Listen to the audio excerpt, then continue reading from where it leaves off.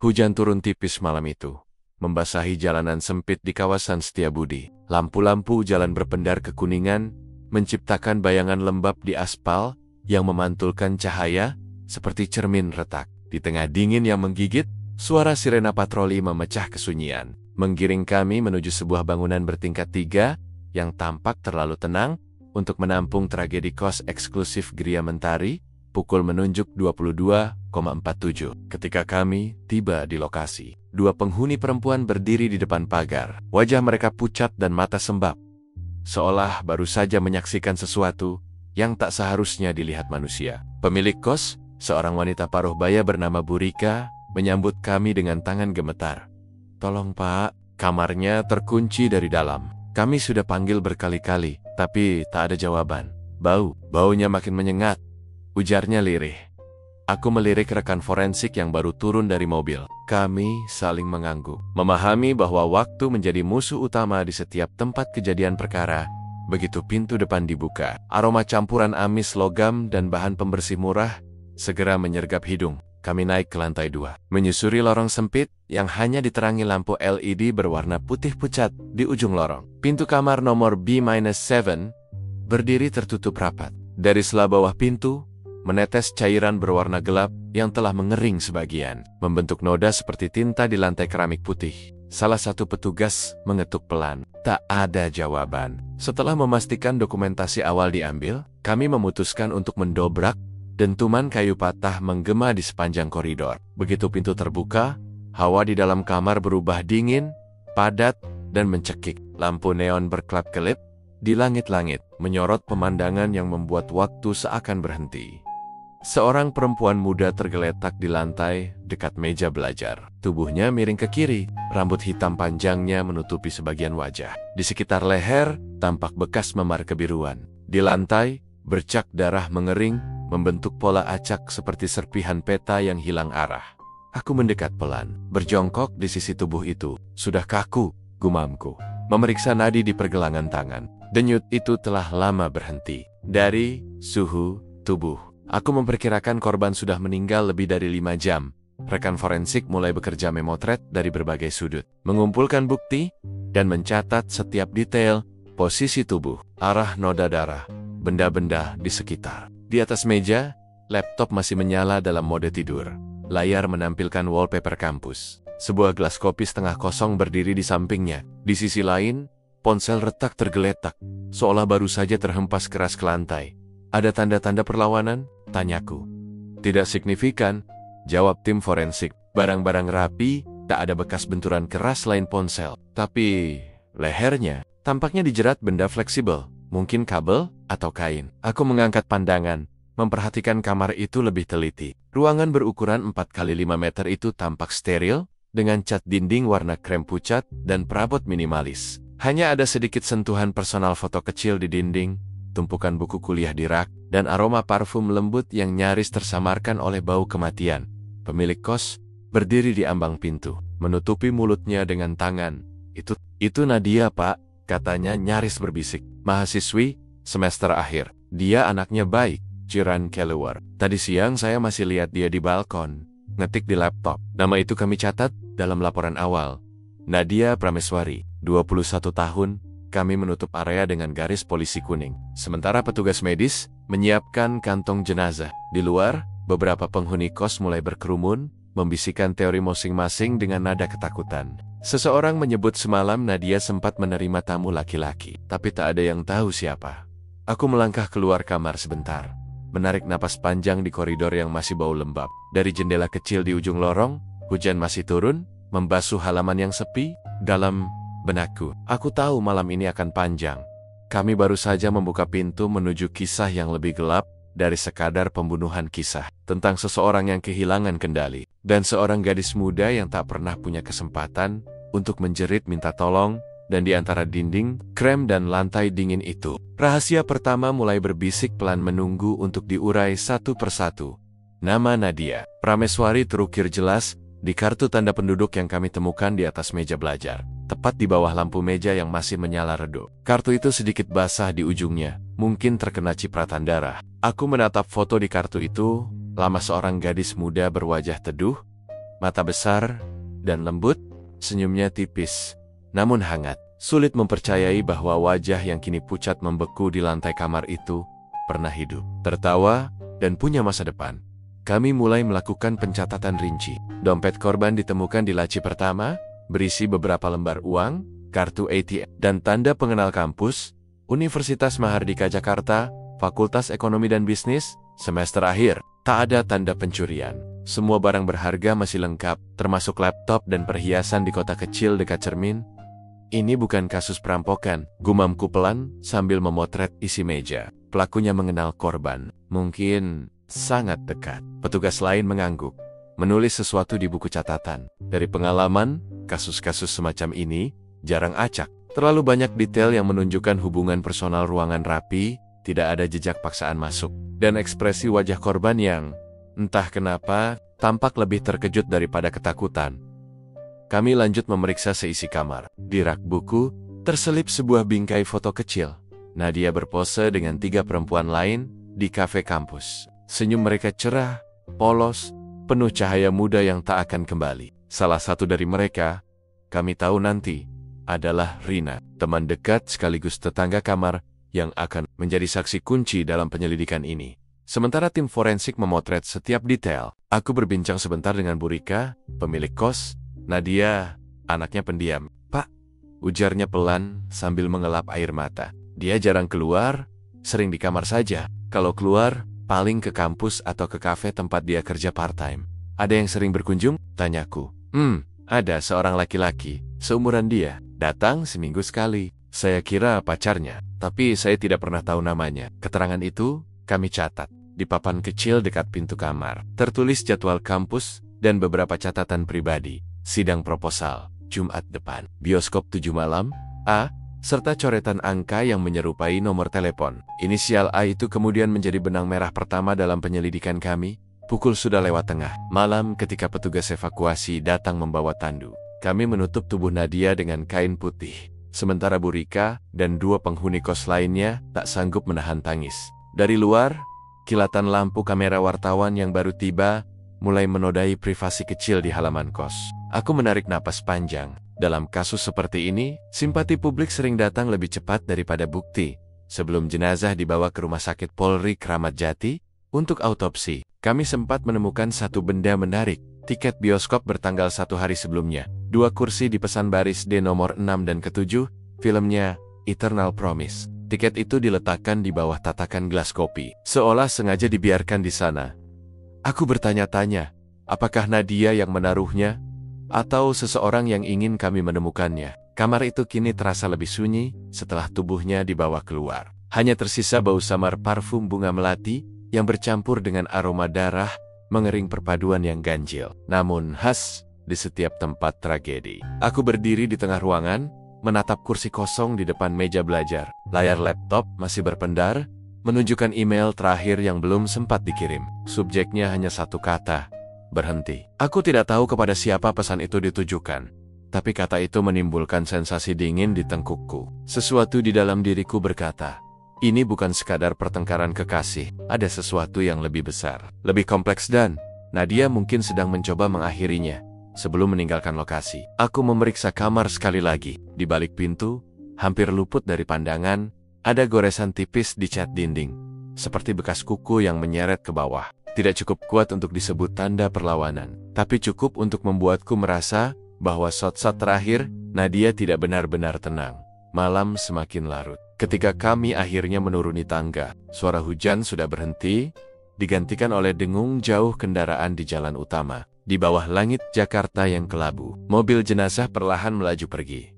Aku berdiri di teras kos, menatap lampu kamar B7 yang kini padam. Di dalamnya, hanya tersisa sisa hidup seorang gadis muda yang seharusnya sedang menulis skripsi, bukan menjadi berita utama di laporan kriminal. Dalam hati, aku tahu penyelidikan baru saja dimulai, dan di setiap kasus pembunuhan, mengenal siapa korban adalah langkah pertama untuk menemukan siapa pembunuhnya. Pukul 1 dini hari. Garis polisi telah membentang mengelilingi seluruh lantai 2 kos eksklusif Gria Mentari. Lampu sorot portabel menyoroti lorong sempit, menampilkan debu-debu halus yang berputar di udara seperti serpihan abu. Hujan sudah reda, tapi udara masih lembab dan berbau tanah basah. Di dalam kamar B7, tim forensik mulai melakukan pekerjaan mereka metodis, dingin, dan nyaris tanpa suara selain dengung kamera digital dan gesekan sarung tangan lateks. Aku berdiri di dekat ambang pintu, mencatat setiap langkah mereka. Semua bukti harus difoto sebelum dipindahkan, kataku pada petugas muda yang baru bergabung di unit ini. Ia mengangguk gugup, menyalakan lampu tambahan dan menyorot arah meja belajar. Di sana, laptop korban masih dalam posisi terbuka, menampilkan waktu terakhir digunakan, ke 19,42 di layar, terdapat file dengan nama bab keempat, revisi, docs. Kami menyalin seluruh isi drive ke hard disk eksternal. Pengalaman mengajarkanku, dalam dunia digital, jejak pelaku jarang benar-benar menghilang. Mereka hanya menunggu untuk ditemukan di antara sisa-sisa data yang dihapus setengah hati. Petugas Inavis mulai mengangkat sidik jari dari permukaan benda, gagang pintu, gelas kopi, laptop, dan ponsel yang rusak. Bubuk hitam mulai menempel di permukaan logam, membentuk pola halus. Ada 2 set sidik jari di gelas kopi, lapor teknisi. 1 cocok dengan korban, yang lain belum diketahui. Aku mendekat, menatap gelas itu dengan seksama. Kopi di dalamnya telah mengering sebagian, meninggalkan residu coklat pekat di dasar. Aroma pahitnya masih samar, bercampur dengan bau darah dan antiseptik dari cairan pembersih yang digunakan tim. Ambil juga serat kain di sekitar tubuh. Yuchiku. Ada kemungkinan pelaku menggunakan alat lembut, kabel, shawl, atau tali baju. Teknisi menyalakan lampu ultraviolet. Dalam cahaya ungu kebiruan, tampak beberapa percikan kecil yang tak terlihat sebelumnya di dekat kaki meja. Cairan bercahaya samar, tak seberapa besar, tapi cukup untuk mengindikasikan bahwa korban sempat bersentuhan dengan sesuatu sebelum jatuh. Di sisi lain ruangan, rekanku Brigadir Arman memeriksa bagian jendela. Tidak ada tanda pembobolan. Engsel utuh, kaca bersih, bahkan tidak ada debu terganggu. Pelaku masuk lewat pintu depan, katanya yakin. Korban mengenalnya. Aku hanya mengangguk pelan. Setiap detil di tempat ini seolah berbisik tentang hubungan personal, bukan kejahatan acak, bukan pencuri yang panik. Ada sesuatu yang lebih tenang, lebih terencana, tapi juga lebih emosional. Di lantai, tim menemukan seutas kabel charger putih tergeletak di bawah meja belajar. Salah satu ujungnya putus, dan di tengah kabel terdapat bekas regangan yang tidak wajar. Kami membungkusnya dalam plastik bukti. Saat aku menatapnya, bayangan bagaimana benda itu digunakan melintas sekilas di kepala. Terlalu cepat, terlalu brutal. Aku menahan napas sejenak, mencoba menjaga jarak emosional yang sudah lama kupelajari di profesi ini. Waktu kematian diperkirakan antara pukul 8 hingga 10 malam, kata dokter forensik Dare Laras. Setelah melakukan pemeriksaan awal, tidak ada luka lain selain bekas jeratan di leher dan sedikit lebam di lengan kanan, kemungkinan akibat ditahan. Aku menulis cepat di buku catatan. Setiap detail penting bisa menentukan arah kasus. Tidak ada tanda kekerasan seksual, tanyaku. Negatif, jawabnya singkat. Tapi konfirmasi final, menunggu hasil autopsi di rumah sakit. Kamar itu perlahan menjadi ruang data. Setiap benda kini memiliki label. Bukti A, gelas kopi. Bukti B, kabel charger putus. Bukti C, tiket bioskop. Bukti D, ponsel retak. Semua dikumpulkan, difoto, dan dimasukkan ke dalam kantong plastik transparan yang berderit halus setiap kali dipindahkan. Sementara itu, aku memperhatikan detail kecil yang sering luput, posisi sandal korban yang rapi di samping kasur, tumpukan buku yang disusun menurut tinggi, tirai jendela yang tertutup sempurna. Tidak ada tanda panik atau upaya kabur. Artinya, Nadia mempercayai orang yang datang malam itu. Ia membiarkannya masuk di luar kamar. Beberapa penghuni kos masih menunggu, duduk di tangga dengan wajah pucat. Salah satu dari mereka, seorang mahasiswa berjaket abu-abu, mendekat padaku. "Pak, maaf, tadi sore saya lihat ada laki-laki datang, naik motor, parkir di depan. Saya cuma sempat lihat sekilas, tapi kayaknya sering ke sini. Bisa jelaskan ciri-cirinya?" tanyaku. Rambut agak gondrong, pakai jaket denim biru, tinggi sekitar 170. Saya ingat, karena dia sempat menunduk pas mau masuk, biar nggak kena CCTV di lobi. Kalimat terakhirnya membuatku menoleh cepat. CCTV di lobi. Kami segera memeriksa ruang administrasi kos di lantai dasar. Mesin perekam CCTV tersimpan di bawah meja resepsionis, masih menyala. Aku membuka rekaman tanggal malam kejadian. Di layar, jam 21:03, tampak sosok pria seperti yang dijelaskan saksi. Ia membawa kantong plastik putih, mungkin makanan, dan melangkah cepat ke arah tangga. Ia tidak pernah terekam keluar lagi, hingga rekaman berhenti pada pukul 12 malam. Aku merasakan detak jantungku melambat. Setiap potongan bukti mulai menemukan tempatnya, seperti kepingan puzzle yang masih setengah jadi. Sosok laki-laki itu kini menjadi titik fokus baru dalam penyelidikan. Sebelum meninggalkan lokasi, aku menatap kamar B-7 untuk terakhir kalinya malam itu. Di tengah semua cahaya buatan dan bau bahan kimia, ada kesunyian yang menggantung tebal semacam sisa dari kehadiran seseorang yang lenyap terlalu cepat di ruang sempit itu. Kami telah mengumpulkan cukup banyak petunjuk untuk menyalakan percikan awal penyelidikan. Tapi di balik setiap bukti fisik, selalu ada emosi yang lebih sulit dibuktikan. Marah, takut, cemburu, kecewa, dan disinilah tugas kami dimulai menemukan kebenaran di antara semua emosi yang membunuh. Hujan pagi menyisakan udara dingin yang menempel di kulit. Ketika kami kembali ke Gria Mentari esok harinya, garis polisi masih terpasang, dan aroma lembab dari lantai semen bercampur dengan sisa bau formalin yang semalam menempel di pakaian kami. Kamar B7 kini menjadi ruang sunyi. Tapi di luar pintunya, kenyataan masih berdenyut, orang-orang masih berbisik, masih takut, masih menebok-nebok. Tugas kami hari ini adalah mendengarkan. Tapi bukan sekadar mendengarkan kata-kata. Dalam setiap getaran suara, ada sesuatu yang bisa terungkap. Rasa bersalah, ketakutan, atau mungkin kebohongan yang terlalu rapat disembunyikan. Kami mulai dari saksi pertama, Rena Oktiviani, teman dekat sekaligus tetangga kamar korban. Wajahnya pucat, mata bengkak, dan tangannya gemetar saat memegang segelas air putih yang disodorkan petugas. Ruang tamu kos dijadikan ruang pemeriksaan sementara. Di atas meja, ada tape recorder kecil yang merekam setiap kata. Saya masih nggak percaya. Pak, suara Rina pelan, nyaris serak. Baru kemarin sore saya ngobrol sama dia. Nadia bilang mau revisi skripsi. Nggak ada yang aneh. Cuma dia agak murung akhir-akhir ini. Aku mencondongkan tubuh sedikit. Murung? Karena apa, Rina? Ia menatapku sesaat, seolah menimbang sesuatu. Dia sering berantem sama pacarnya. Pak, namanya Arga, kadang ditelepon, kadang ketemu langsung di sini. Nadia bilang cowok itu mulai posesif. Nggak suka dia kerja di kafe. Nggak suka dia punya teman cowok. Aku mencatat cepat. Nama itu muncul lagi. Arga, inisial A di tiket bioskop. Sekarang menjadi sosok yang mulai punya bentuk. Terakhir kamu dengar mereka bertengkar kapan? Tanyaku. Semalam, Pak. Sekitar jam 9 lewat, saya dengar suara Nadia dari kamar. Agak keras. Kayak marah tapi juga takut. Saya nggak dengar jelas isi percakapannya. Cuma ada bunyi sesuatu jatuh. Setelah itu, hening. Kenapa kamu nggak coba lihat? Saya takut, Pak. Biasanya mereka berbaikan lagi. Jadi saya pikir, ya, mungkin cuma salah paham. Nada penyesalan itu berat, membuat ruangan terasa lebih dingin dari sebelumnya. Setelah Rina, kami memeriksa Bu Rika, pemilik kos. Ia membawa map berisi data penghuni. Rapi, tertulis tangan. Saya dengar keributan juga, tapi cuma sebentar.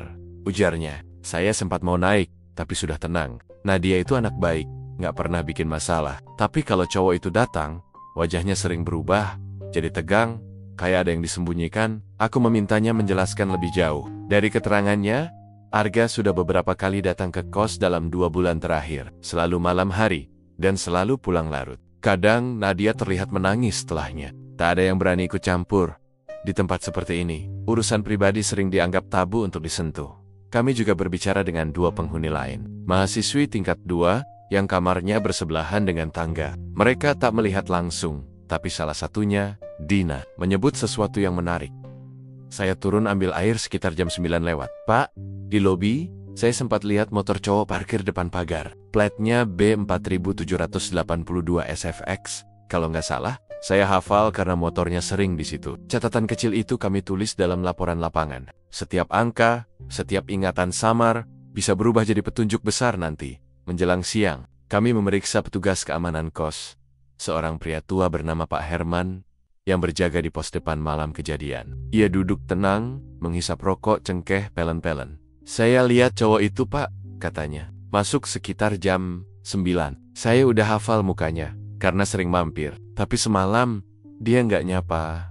Kayak biasa, mukanya tegang. Pas saya tanya mau ketemu siapa, dia cuma bilang Nadia. Setelah itu nggak keluar lagi sampai saya ganti shift jam 12. Aku memandang rekaman CCTV di laptop kantor kecil kos itu. Gambar yang semalam kulihat, kini tampak lebih jelas di layar besar. Pria dengan jaket denim biru, rambut agak gondrong, menunduk masuk ke lorong, membawa kantong plastik putih. Ekspresinya sulit dibaca, tapi langkahnya cepat, seolah tahu kemana harus pergi. Pak Herman, kamu yakin dia nggak keluar? 100% yakin, Pak. Saya nunggu sampai tengah malam, nggak ada yang lewat lagi. Gerbang saya kunci dari dalam. Keterangan itu menutup lingkaran pertama. Semua saksi mengatakan hal yang sama. Pria itu datang, Nadia masih hidup, lalu tak pernah ada yang keluar setelahnya. Sore menjelang ketika kami menyudahi pemeriksaan, Rina kembali ke kamarnya, wajahnya lelah dan kosong. Sebelum pergi, ia sempat berkata lirih, nyaris seperti gumaman. Nadia sempat bilang kalau dia mau putus dari Arga. Katanya dia udah nggak tahan. Tapi dia takut, Pak. Takut Arga bakal ngelakuin hal bodoh. Aku menatap ke arah kamar B7, yang kini dikunci rapat, garis kuning masih bergantung di gagangnya. Kata takut bergema di kepalaku lama. Banyak korban yang takut sebelum mati. Tapi tak pernah benar-benar tahu seberapa besar bahaya yang menunggu mereka. Sebelum meninggalkan tempat, aku membuka catatan di buku lapangan. Waktu terakhir hidup korban sekitar pukul 21,0 saksi mendengar pertengkaran pelaku potensial. Arga, pacar korban bukti pendukung, tiket bioskop, sidik jari kedua di gelas, rekaman Kit Simue mulai terhubung. Tapi masih ada satu ruang gelap yang belum terisi.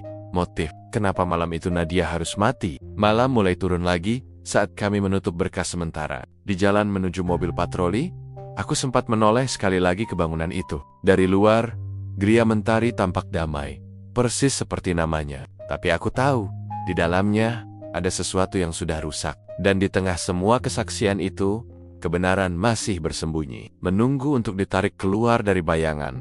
Hari ketiga penyelidikan, langit Jakarta tampak kelabu, seperti menahan hujan yang enggan turun. Di ruangan berpendingin milik unit reskrim Polsek Setiabudi, cahaya monitor komputer menimpa wajah-wajah lelah yang tak tidur penuh 2 malam. Di tengah tumpukan berkas dan cangkir kopi yang mengering, satu benda duduk diam di atas meja bukti.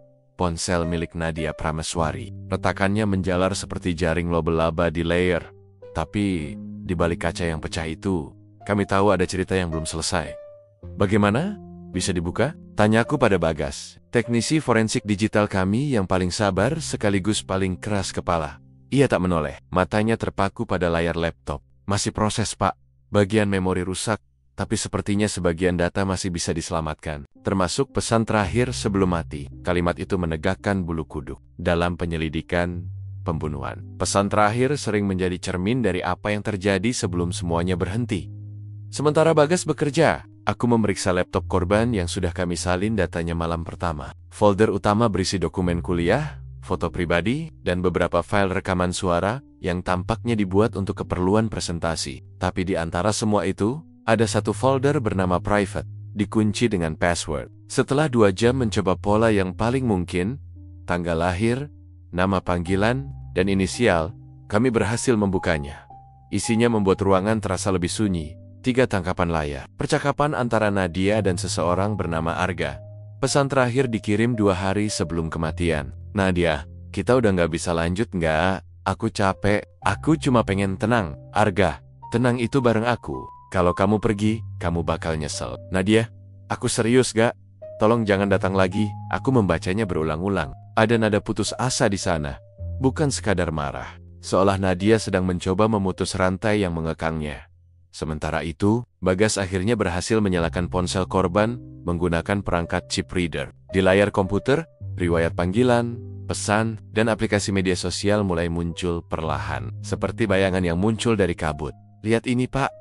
Katanya menunjuk log pesan. Ada panggilan tak terjawab dari nomor Arga pada jam 20:53 menit. Hanya 15 menit sebelum waktu kematian diperkirakan. Setelah itu, tidak ada aktivitas lagi. Aku menatap layar. Waktu, nama, dan angka-angka itu terasa seperti detak jam menuju tragedi. Cek juga chat dari aplikasi lain, kataku. Bagas membuka riwayat percakapan WhatsApp dan Telegram. Di WhatsApp, hanya pesan singkat terakhir. Arga, aku udah di depan kos. Buka pintunya. Tak ada balasan dari Nadia. Pesan itu terkirim jam 21:02 menit. Aku menegakkan punggung di kursi. Potongan puzzle mulai menata dirinya sendiri. CCTV menunjukkan Arga masuk pada waktu yang sama. Rangkaian peristiwa itu membentuk garis lurus menuju kamar B-7. Di Telegram, ditemukan sesuatu yang lebih aneh. Ada percakapan antara Nadia dan akun bernama Arikaver yang ternyata milik Arga juga, namun dengan foto profil berbeda. Nadia, Kamu pikir aku nggak tahu ini kamu? Kenapa kamu ngikutin aku pakai akun lain? Recover. Aku cuma mau pastiin kamu aman. Kamu nggak ngerti, Nat. Dunia di luar sana nggak sebersih yang kamu kira, Nadia. Kamu yang bikin hidup aku kotor, nggak? Pesan terakhir dikirim sehari sebelum kematian. Setelah itu, tidak ada respons. Aku menutup mata sejenak, menelan udara yang terasa berat. Setiap kata di layar itu seperti serpihan kaca, tajam, menyakitkan, tapi juga jujur. Cinta yang berubah jadi obsesi. Kepedulian yang membusuk jadi pengawasan. Di folder downloads, kami menemukan satu file foto yang aneh. Potret Nadia sedang duduk di balkon kosnya, diambil dari kejauhan. Metadata menunjukkan foto itu diambil 2 malam sebelum pembunuhan, dan yang lebih mengejutkan, dari ponsel Arga. Bagaimana file itu bisa ada di laptop korban? Apakah Nadia menemukannya dan menyimpannya sebagai bukti? Aku meminta Bagas mencocokkan data lokasi dari GPS ponsel Arga yang telah kami sita pagi tadi. Hasilnya tak terbantahkan. Pada malam kejadian, ponsel Arga berada di radius 50 meter dari Gria Mentari. Dia bohong, gumamku. Dia bilang pulang sebelum jam 9. Tapi datanya bilang lain. Bagas menatapku pelan. Kalau mau, saya bisa tarik backup cloud-nya juga, Pak. Kadang data dihapus dari perangkat, tapi masih tersimpan di server. Lakukan. 1 jam kemudian, sebuah pesan muncul dari cloud storage Arga, folder bernama Nadia. Di dalamnya ada belasan foto dan video, beberapa momen bahagia mereka berdua, dan satu rekaman suara berdurasi 2 menit. Ketika kami memutar file itu, suara Nadia terdengar jelas. Gugup, bergetar, "Gak, aku mohon, berhenti ngikutin aku. Aku udah gak kuat. Kalau kamu datang ke kos lagi, aku bakal laporin ke polisi." Rekaman itu diambil sehari sebelum kematian. Di ruangan yang tiba-tiba terasa sesak, aku hanya bisa menatap layar monitor. Semua bukti digital itu seperti menuntun ke satu kesimpulan. Nadia tahu hidupnya dalam bahaya, tapi dia masih berharap ancaman itu bisa berhenti tanpa harus melibatkan siapapun. Sayangnya, ancaman yang dibiarkan tumbuh selalu berakhir dengan darah. Aku menatap foto Nadia di berkas laporan. Senyum tipis di foto KTP kini terasa seperti ironi. Di layar sebelah, data terakhir ponsel menunjukkan notifikasi yang tak sempat dibuka. Email otomatis dari kampus berjudul pengumuman jadwal sidang akhir. Seolah takdir sengaja menulis pesan terakhir untuknya. Sebuah ironi bahwa di saat hidupnya berhenti, masa depannya baru saja dimulai. Aku menutup laptop, menatap jendela yang menampilkan langit kelabu di luar kantor. Dalam hati, aku tahu arah penyelidikan kini semakin jelas. Semua jejak digital menunjuk ke satu nama, Arga, namun kebenaran, seperti biasa, tidak pernah datang semudah itu. Sore itu, udara di ruangan penyidik terasa berat, seolah penuh dengan hal-hal yang belum sempat diucapkan. Di atas meja, berkas demi berkas menumpuk, hasil olah tempat kejadian perkara, laporan forensik sementara, transkrip saksi, dan data digital dari laptop serta ponsel korban. Semua bukti yang kami kumpulkan selama 4 hari kini mengarah pada satu nama yang semakin tak bisa dielakkan. Arga Wirawan. Di foto identitas yang kami dapat dari kampus, wajahnya tampak biasa saja. Seorang mahasiswa berusia 22 tahun, senyum tipis dengan sorot mata yang, jika diperhatikan lebih lama, menyimpan sesuatu yang rapuh. Tapi di balik senyum itulah, semua jejak mulai berhimpun. Aku menatap papan analisis di ruang penyelidikan Potanggen foto, hasil CCTV, dan peta lokasi yang dihubungkan dengan tali merah. Semua garis berakhir di satu titik, kamar B7. CCTV menunjukkan dia masuk jam 21:03 menit. Kataku pada tim, tidak terekam keluar. Sidik jarinya ada di gelas kopi, darah korban ditemukan di sepatunya. Dan sekarang, riwayat ponselnya menunjukkan dia ada di lokasi malam itu. Apalagi yang kita butuhkan untuk menjemputnya? Surat penangkapan sudah disiapkan, jawab Arman, rekan setimku. Alamat terakhir di karet kuningan apartemen low cost dekat kampus. Kita berangkat sekarang? Aku hanya mengangguk. Kami tiba di lokasi menjelang maghrib. Gedung apartemen itu tidak tinggi, hanya 8 lantai, cat luarnya mulai kusam. Lampu-lampu lorong menyala redup, menciptakan bayangan panjang di dinding. Arga tinggal di unit ke-305. Saat kami mengetuk pintunya pertama kali, tak ada jawaban. Namun suara samar televisi terdengar dari dalam. Ketukan kedua disertai panggilan keras. "Polisi! Tolong buka pintu!" Beberapa detik, hening. Lalu terdengar langkah kaki terburu-buru. Ketika pintu terbuka, seorang pemuda dengan wajah letih muncul, mata merah, rambut berantakan, dan aroma alkohol tipis menyergap keluar. Ia menatap kami, setengah sadar, setengah pasrah. Arga Wirawan? Iya. Ada apa, Pak? Nada suaranya datar, tapi jemarinya menggenggam kusen pintu terlalu erat. Pengalaman bertahan-tahan mengajariku membedakan antara keterkejutan dan rasa bersalah yang sedang berusaha disembunyikan.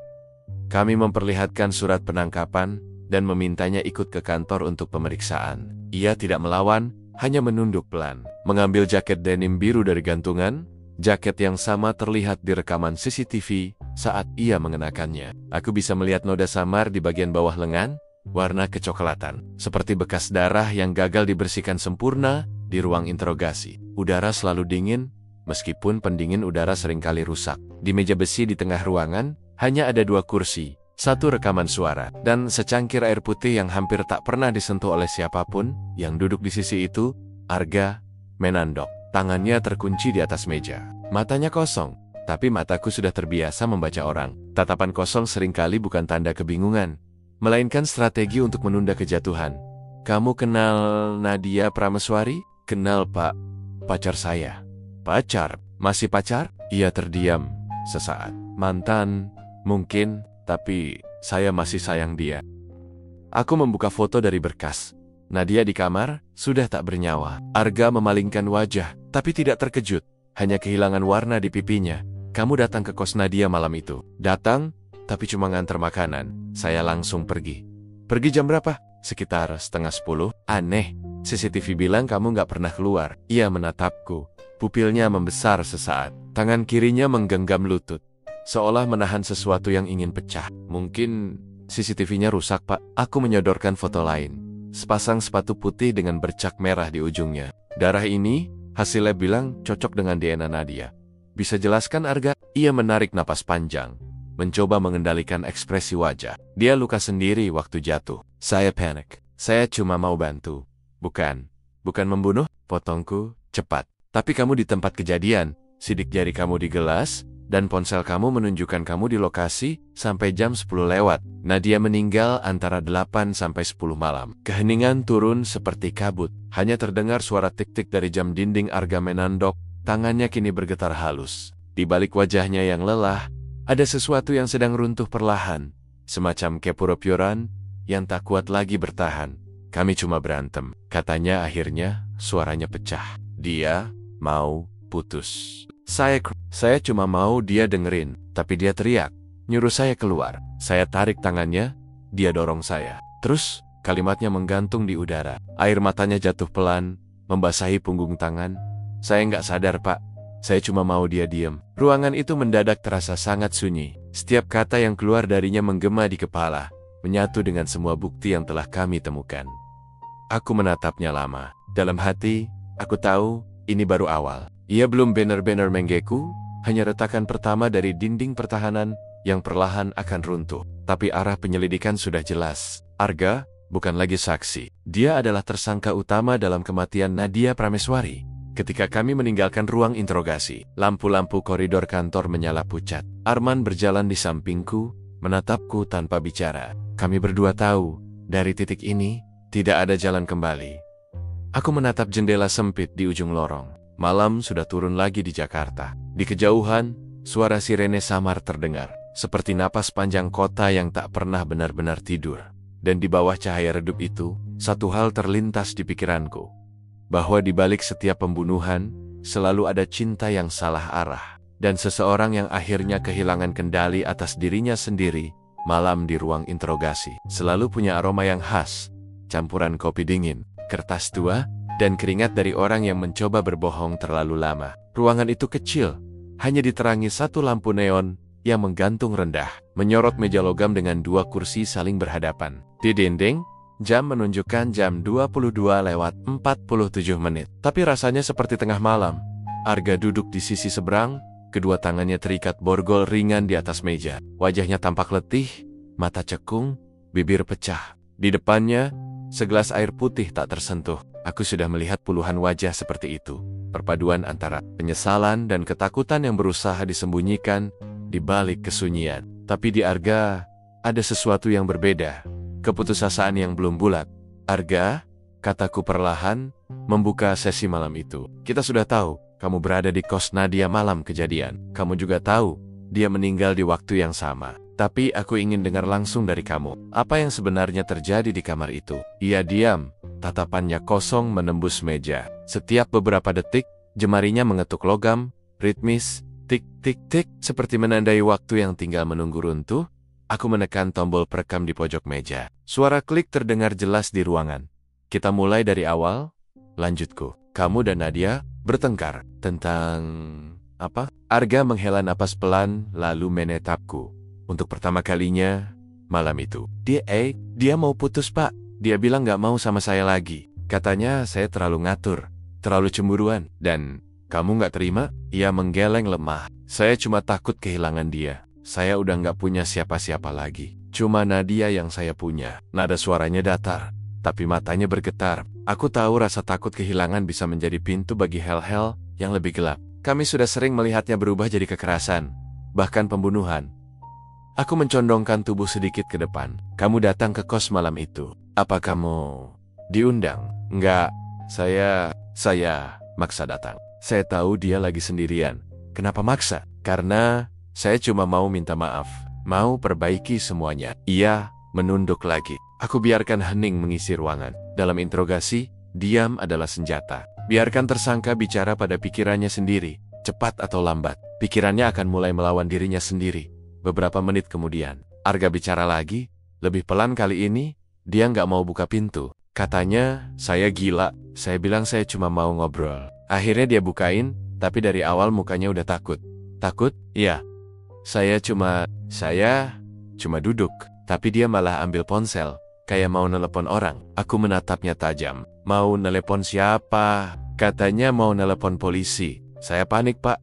Saya tarik ponselnya. Terus dia teriak. Suasana ruangan menegang. Arga menggigit bibirnya.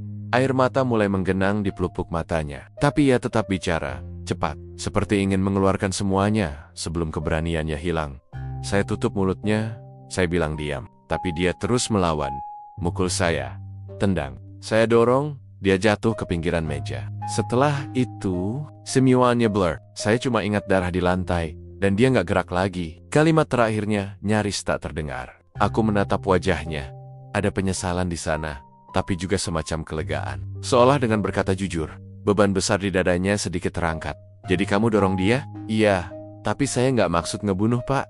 Saya cuma pengen dia berhenti. Aku mengambil foto dari hasil olah tempat kejadian perkara, menunjukkannya perlahan.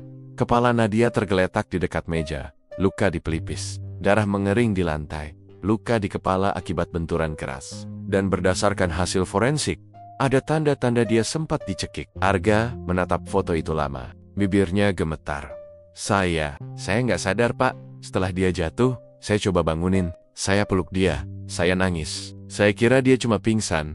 Kenapa nggak minta tolong? Saya takut semua orang bakal nyalahin saya. Suasana menjadi sunyi kembali. Hanya dengung listrik dari lampu di atas kepala yang terdengar, monoton, menusuk telinga. Di sisi lain, kaca satu arah. Aku tahu recon-reconku sedang memperhatikan, mencatat setiap kata, setiap jeda. Aku berdiri perlahan, menatapnya dari atas. Arga, yang kamu lakukan malam itu bukan kecelakaan. Kamu datang dengan niat. Kamu tahu Nadia ingin menjauh, tapi kamu nggak bisa biarkan dia pergi. Kamu menganggap cinta sebagai alasan, tapi sebenarnya kamu cuma takut sendirian. Ia tidak menjawab, hanya menangis dalam diam. Air matanya jatuh di punggung tangannya yang terborgol. Aku mematikan alat perekam. Suara klik kecil mengakhiri malam panjang itu. Di luar ruangan, Arman menatapku dengan ekspresi letih. Dia ngaku, belum sepenuhnya. Jawabku pelan, tapi dia udah jatuh. Aku berjalan ke jendela di ujung lorong. Dari sana, lampu kota terlihat seperti lautan kuning yang berdenyut di kegelapan. Di bawah sana, kehidupan terus berjalan seperti biasa. Orang makan malam, kendaraan berderu, anak-anak tertawa di warung. Tak ada yang tahu, di sebuah ruangan kecil di lantai 2, satu pengakuan baru saja lahir, pengakuan yang akan mengubah hidup banyak orang selamanya. Dalam hati, aku sadar, pekerjaan kami tidak pernah memberi kemenangan, hanya kepastian. Dan malam itu, kepastian itu datang dalam bentuk air mata seorang lelaki muda yang kehilangan segalanya. Karena tak bisa menerima kehilangan satu orang, pagi itu, langit Jakarta masih abu-abu. Udara lembab setelah hujan malam sebelumnya. Jalan menuju Gria Mentari terasa lebih sunyi dari biasanya. Mungkin karena penghuni kos masih enggan keluar, Atau karena mereka tahu, pagi itu polisi akan datang, bukan untuk patroli, tapi untuk rekonstruksi pembunuhan yang beberapa hari lalu mengguncang tempat mereka.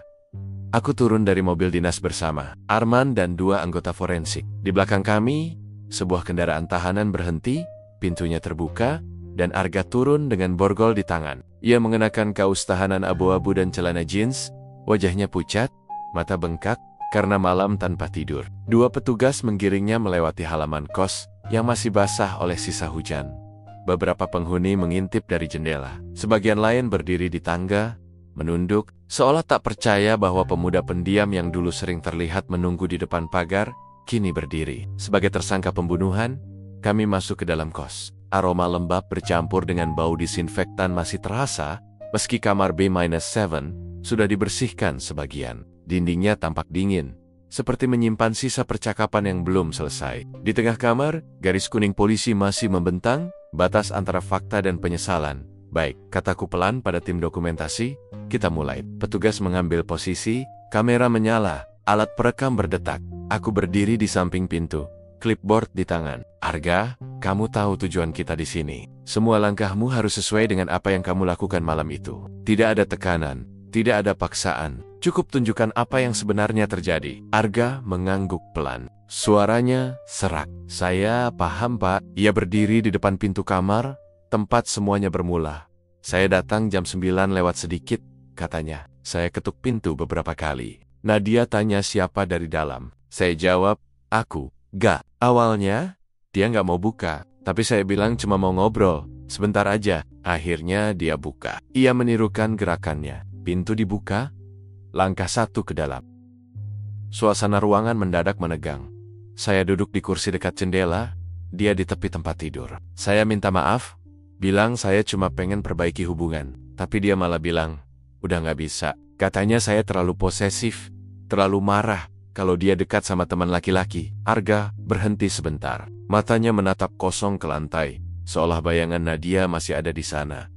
Saya bilang saya bakal berubah, tapi dia cuma diam, terus ambil ponsel. Saya pikir dia mau hubungi seseorang. Saya panik. Tangannya mulai gemetar. Petugas catatan memintanya. Lanjutkan. Saya berdiri. Saya tarik ponselnya. Kami sempat rebutan. Dia teriak, minta saya pergi. Saya tutup mulutnya. Saya cuma mau dia diam. Ia memeragakan gerakannya. Tangan kanan ke arah udara, menekan sesuatu yang tak terlihat. Nafasnya mulai berat.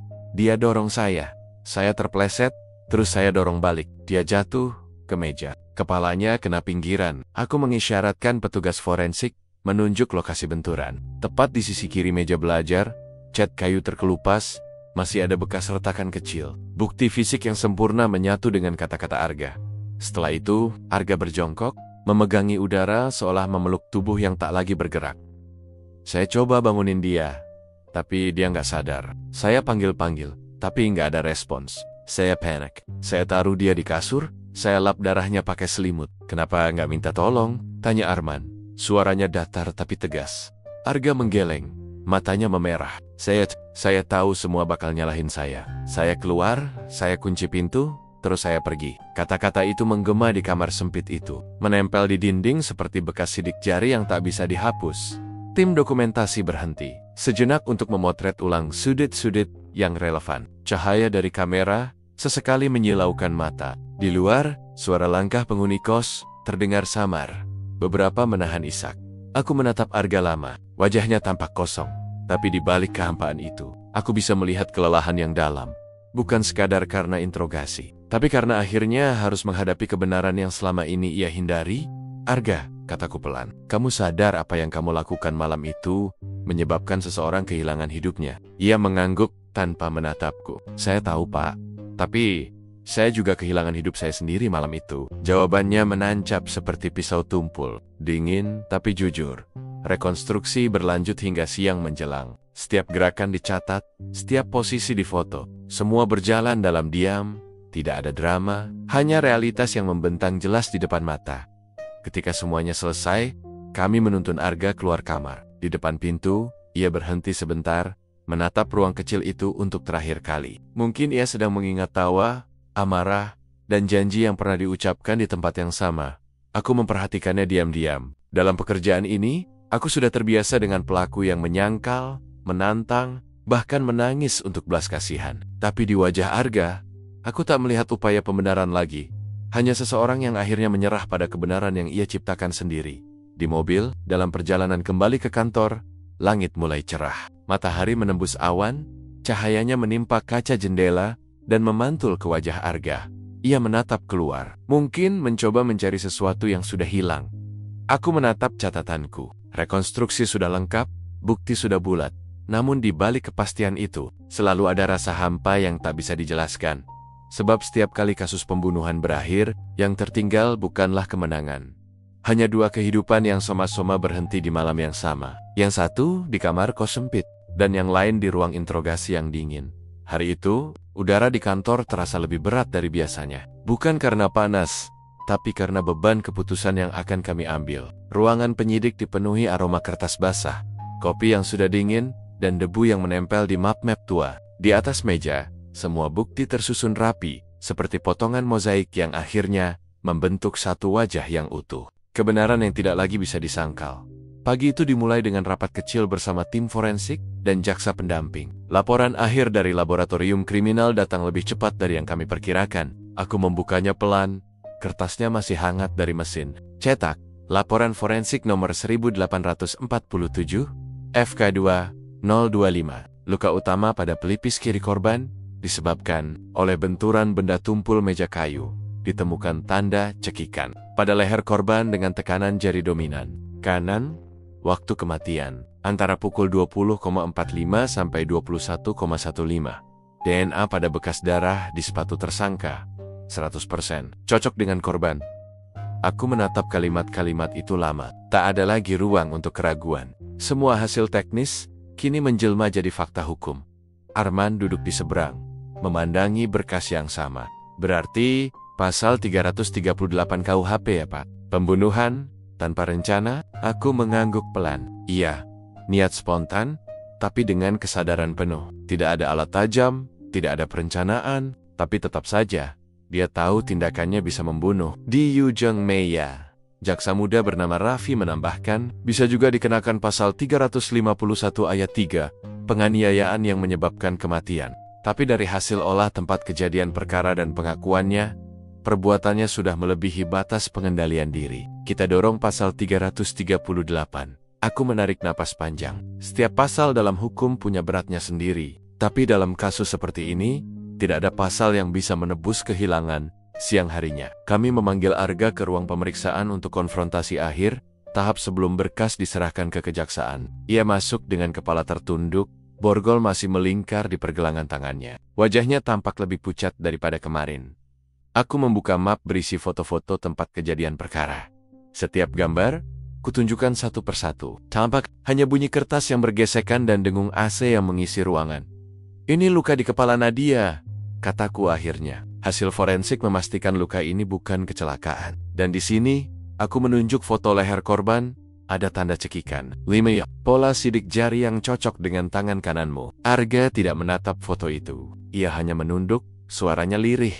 Saya nggak maksud Pak, saya cuma panik. Aku menatapnya lama. Panik bisa bikin orang menjerit, tapi jarang membuat seseorang mencekik. Ia menggigit bibirnya, air mata mengalir tanpa suara. Ruangan kembali sunyi. Di luar kaca satu arah, aku bisa melihat Arman dan dua anggota lain memperhatikan dengan wajah tegang. Mereka sudah sering menyaksikan momen seperti ini, saat seseorang akhirnya menyadari bahwa seluruh hidupnya telah bergeser ke arah yang tak bisa diperbaiki.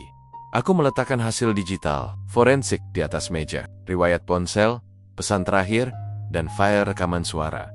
Semua bukti ini bicara. Enggak, mereka jujur. Bahkan ketika kamu datang ke kos Nadia malam itu, kamu bertengkar, kamu kehilangan kendali, dan kamu menyebabkan dia mati. Ia tidak membantah kali ini, hanya duduk diam, bahunya gemetar.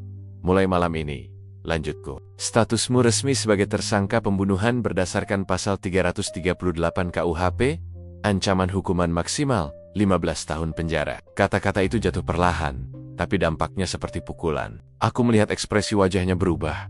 Dari penyesalan, menjadi kesadaran penuh akan realitas. Mungkin baru saat itu ia benar-benar mengerti makna kehilangan. Boleh saya tanya sesuatu, Pak? Suaranya nyaris berbisik. Aku mengangguk. Kalau saya nyerah dari awal, kalau saya nggak pergi malam itu, apa semuanya bakal beda? Aku menatapnya, tapi tak ada jawaban yang bisa kutawarkan. Dalam penyelidikan, kami dilatih untuk mencari fakta, bukan kemungkinan. Tapi di hatiku, aku tahu, ya, semuanya bisa saja berbeda. Sore itu, aku menulis laporan akhir penyidikan di ruanganku. Hujan kembali turun, mengetuk kaca jendela dengan ritme yang lambat. Di layar komputer, kalimat terakhir laporan berbunyi, berdasarkan hasil olah tempat kejadian perkara, keterangan saksi, serta bukti forensik, penyidik menetapkan Arga Wirawan sebagai tersangka dalam kasus pembunuhan terhadap Nadia PRA Miswari, melanggar pasal 338 KUHP tentang pembunuhan tanpa perencanaan. Aku membaca kalimat itu berulang-ulang sebelum menekan tombol save. Selesai sudah fase penyidikan ini, setidaknya di atas kertas, tapi bagi kami kasus seperti ini tidak pernah benar-benar selesai. Setiap kali aku melewati papan bukti dan melihat foto Nadia yang tersenyum di masa hidupnya, aku teringat satu hal, bahwa di balik setiap berkas perkara, ada dua nyawa yang suma-suma hancur, satu oleh kematian, satu lagi oleh penyesalan. Dan di luar sana, di balik kaca jendela yang basah oleh hujan, Jakarta tetap berjalan seperti biasa. Lampu-lampu menyala, klakson bersahutan, dan orang-orang terus hidup tanpa tahu bahwa di salah satu kantor kecil di Setiabudi, sebuah cerita cinta telah resmi diakhiri oleh hukum. Malam itu, sebelum pulang, aku sempat menatap papan besar di ruang investigasi. Semua tali merah yang dulu menghubungkan jejak, saksi, dan bukti kini berakhir di satu titik. Titik itu kutandai dengan spidol hitam. Tersangka, Arga Wirawan. Dan seperti setiap kali kasus berakhir, aku hanya bisa berdiri diam, menatap hasil kerja kami yang dingin namun pasti. Karena pada akhirnya, kebenaran tidak pernah membawa kelegaan, hanya keheningan yang lebih dalam dari sebelumnya. Hari itu, langit Jakarta berwarna abu-abu pekat. Awan berat menggantung seperti enggan melepaskan hujan, menahan segala hal yang belum selesai di udara. Di ruang penyidikan, kami tengah menyusun laporan akhir kasus pembunuhan Nadia Prameswari. Semua dokumen sudah ditandatangani. Setiap bukti difoto, disegel, dan diklasifikasi rapi dalam satu map berwarna coklat tua bertuliskan kasus 241, B atau G, 2025, di luar ruangan. Lalu lintas terdengar samar, seolah terpisah dari dunia kami. Ruang ini dingin, terlalu tenang untuk menampung semua yang pernah terjadi di balik berkas itu. Arga Wirawan sudah resmi berstatus terdakwa. Pengadilan akan mengambil alih minggu depan. Bagiku, fase penyidikan telah usai, tapi rasa lelahnya tidak pernah benar-benar pergi. Aku menatap papan besar di dinding. Di sana tergantung foto-foto tempat kejadian perkara, potongan bukti, dan garis merah yang dulu menghubungkan potongan cerita, gelas kopi di meja, kabel charger, tiket bioskop, pesan terakhir di ponsel. Semua kini tampak diam, tak lagi berbisik seperti saat awal penyelidikan. Kupandangi foto Nadia sekali lagi. Ia tersenyum di foto kampusnya, seragam putih, rambut dikuncir, mata cerah yang tak tahu bahwa hidupnya akan berakhir di kamar kos sempit di Setiabudi. Foto itu kuambil dari profil akademiknya untuk keperluan berkas. Tapi entah kenapa, setiap kali melihatnya, aku merasa seperti sedang menatap seseorang yang masih hidup, hanya saja berada di tempat lain yang tak bisa kucapai.